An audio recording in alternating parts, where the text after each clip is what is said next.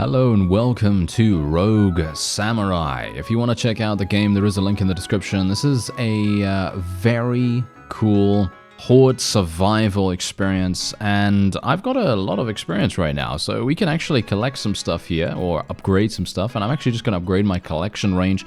I really want that super badly, and I also want a huge amount of health recovery. I'm also thinking that maybe we'll get some critical chance. No, we can't get that. Okay, let's get health regen amount then, I suppose. I think that sounds like a pretty good idea. You can also get some skills if you want to, so you can get things like creates an explosion in a circular area, enemies are caught or thrown into the air, and throws a knife that bounces off enemies, and all that wonderful stuff. You can also change your starting weapon. You can also upgrade your katana if you want to. I'm not entirely sure. Should I actually do that? Can I actually remove these things right now? It doesn't seem like I can actually remove these things, so it seems like that's permanent, but that's absolutely fine. As you can see, I did just survive for 7 minutes in the dojo. I have no idea whether... okay, yes. I need to actually complete the dojo before I can do other levels. I'm not sure if I really like that. I think it would be really cool if I could just pick any level, but I'm going to assume that they are indeed ranked accordingly, as in they're more likely going to be difficult. They're going to be much more difficult, the later on you go in the levels. Now, what's really cool about this game is that it has an amazing aesthetic. I really appreciate the fact that this is very much, as you can quite clearly tell, samurai-esque. It's very much, you're fighting against all these, feudal Japanese warriors, and I think that's really cool. What we're going to do is I'm probably going to take God's Sword. I think God's Sword is absolutely fantastic. Probably one of the best skills in the game, but there are many skills that are actually really good. And, throws a claw that deals damage to the enemy. Sounds fun. Now, the dodge mechanic is actually very cool too. It kind of turns you into a golden orb of light, and you get to run a certain way here. And look, ooh, ice rain. Okay, that's actually the first time I've gotten this, by the way. It's actually quite funny. I've played one run before making this video, and I gotta say something real quick, because I actually feel like they have done an amazing job at basically making it so that you never really encounter the same kinds of skills that often. It's actually quite funny. I have never ever seen these first 3 skills that I've just gotten now, which is a pretty big deal, because in games like this, sometimes you come across the same skills almost every single run, but that is not the case this time. Look at this. This is new too. Look at that. It creates a whip that attacks the nearest enemy. Yeah, I'm going to take that every single time. That sounds fantastic. I've never played with this before, so going to be interesting. And we can increase our dragon's damage. That's a legendary upgrade right there. Now, bear in mind that enemies do have ranged attacks. As you can see, they do have ranged attacks. I'm not a big fan of these. I actually think that they're extremely difficult to dodge, but that is the reason why I very heavily wanted to get a large amount of health regen. I think health regen is extremely important in that regard. Let's increase our experience gain so that I can level up just that much faster. Thankfully, I do have some magnet increases now, because beforehand I didn't have any, because obviously I was first starting to play the game, for the very first time. So obviously I didn't have any magnetism whatsoever to draw the experience towards me. But now I do. Now, I gotta say, another really cool mechanic in this game is the ability to stagger opponents. I don't know whether you've already seen that. It's pretty obvious. I mean, you can see that right here. As soon as I hit someone, they get staggered. And I personally feel like that is a wonderful mechanic to add to a game like this, especially considering you can see enemies attacking you, and being able to stagger them and interrupt their attack, that means absolutely everything. That is extremely strong. And basically, in this particular one, in this particular run, actually, I am going to be going for a bit more of a, shall we say, fast cooldown build. I'm going to go for a fast cooldown build that has one lengthy cooldown that acts as kind of like an ultimate ability, and that's the dragon. As you can see, there's the dragon coming in. There is another skill in the game that actually allows you to have Buddha's hand come down from the sky and smash everyone, and it actually did insane amounts of damage, as you might expect. Yes, it is a very, very powerful ability, but it does have a relatively lengthy cooldown at 20 seconds. So, you know, not the best in that regard, but it does massive damage, like I say. So it could also kind of be considered almost a full screen clear to a certain degree. It clears a rather large area of enemies. So it's really, really cool in that regard. So, you know, just something to bear in mind. Okay, let's increase the damage of our generalized abilities here.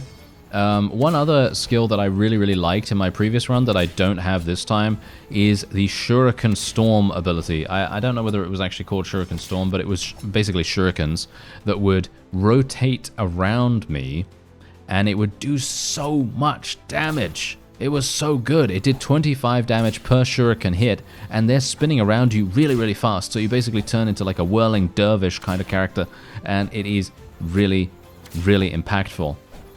So highly recommended to go for that if you're interested. Obviously, I am basically just going to be reducing my cooldown as much as possible. I want to try to get my skills firing off as fast as I possibly can. Any single time I can increase the amount of uses I get out of a specific ability, that is a win in my book. And it's quite funny because usually I might not go for that. Usually I might be doing something a little bit different in games like this, because I've played a huge amount of games like this. I'm literally ranked #1 in the world in over 5,000 of these games. I'm obviously joking. No, I am very much joking about that. But the point is, I've played a huge amount of them, okay? I've played a huge amount of these games, so I kind of know a little bit about the other, you know, other games in the genre, and I really like what this game does. I like the way that it looks, and the only thing that I am wondering about is whether there are any synergies with the skills, whether there are any evolutions or anything like that. I'm not talking about evolutions as in, you know, straight evolutions like, you know, synergies to happen with skills or anything like that, but I'm thinking it would be cool if there would be some combinations that you could make or something like that, but obviously it's not really necessary, you know, because these skills can become extremely powerful, and there's a legendary one right there for my claw attack. My claw seems to actually be doing a significant amount of damage because I am actually hitting multiple enemies with it now, and when enemies, I mean, you can see here, look at this, when enemies are congregating around each other, the claw comes up from the ground and it just immediately eviscerates opponents. And actually, you know what, I think I might try to increase my movement speed a little bit. I feel like I'm underestimating my movement speed and how actually valuable it can be. I am being very, very careful about avoiding ranged attacks. You can very quickly see where the ranged attacks are coming from. They are difficult to avoid. Just bear that in mind. In my opinion, they are very, very difficult to avoid. But you can see which enemies are using the ranged attacks by their very telltale hats, because they have the, you know, the standard-looking archer hat, and you can see very clearly which enemy is going to be firing at you. So I think that that's actually very cool. I'm going to be going for the epic power here, not the legendary power, because the legendary power increases the dragon's power. And while the dragon is obviously fantastic and really, really good, it has way too long of a cooldown for me to invest and upgrade in it at the moment. Because as you can see, look, there's the dragon coming in at the top of the screen there. It's doing some good damage, don't get me wrong. It does some good damage, but I personally would prefer something a little bit more useful like the claw attack or the god sword, or you know, something like that, because those things are activating on a much higher frequency, and that's really making a huge difference. Now, funnily enough, I actually think I might lose in general. I actually think I might lose just because I think that I don't have enough survivability, I think, and I'm probably going to get killed by all these ranged enemies. That's one thing that I personally would like to see a little bit different, because obviously right now I've been very glowing about the game, and there's just one or two things that I'd like to see a little bit different about it, and that is just that the ranged projectiles maybe could move a little bit slower, or they could be a little bit easier to see. I mean, they are pretty much easy to see because they're glowing, you know. They are literally these glowing, massive things traveling across the screen, and generally you would be able to see them, but I do find them quite difficult to avoid at times, but I suppose the hitboxes are quite thin, so maybe I shouldn't really be complaining about that, but I don't know. But you should definitely give it a go yourself. You should definitely give the game a go yourself. It is very, very affordable. It's literally, I think, $7 or something like that. Not really that much at all. And, you know, it's going to give you a lot of content because, I mean, obviously you can already see here, this is the first level. And the amount of damage that you're going to have to do, the amount of playtime that you're going to have to invest in one level alone is actually quite significant to be able to gain enough rewards and gain enough experience for you to be able to, you know, progress onward to the next stage. Let's just continue decreasing my cooldowns, even though I'm actually not entirely sure what that even does.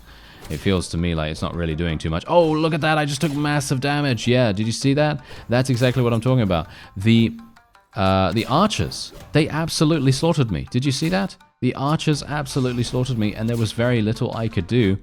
And the funny thing is, even if I dash, I'm actually not entirely sure. I mean, look at this. Look at what's happening right now. I am just absolutely getting murdered by these archers. They do so much damage, and I think that's the reason, because their projectiles travel so fast. I mean, you can see that right here, right? So that's the reason why I was saying, hey, maybe getting some movement speed would actually make a really good bit of difference. Okay, let's increase my experience gain by another 20%. That's an amazing upgrade. And I'm dead. There you go.